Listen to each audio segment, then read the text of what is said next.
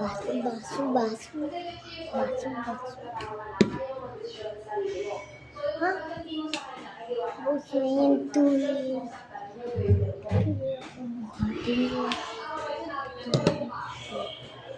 Teka lang, lagyan na kita dito. Ito na guys.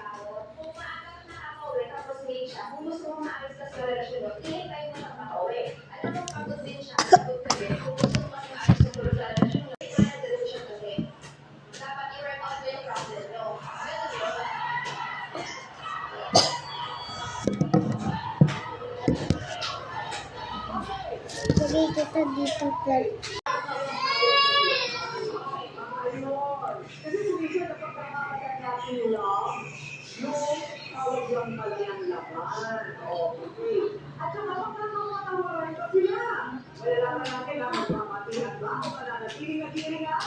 That's my life.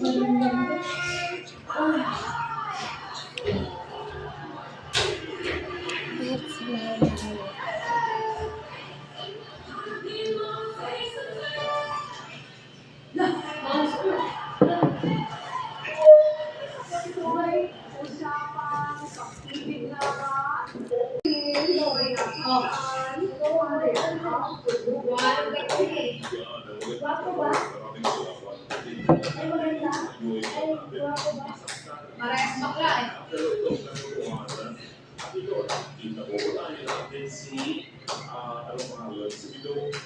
Si Bido ay may trabaho at ang interrelasyon ni Ems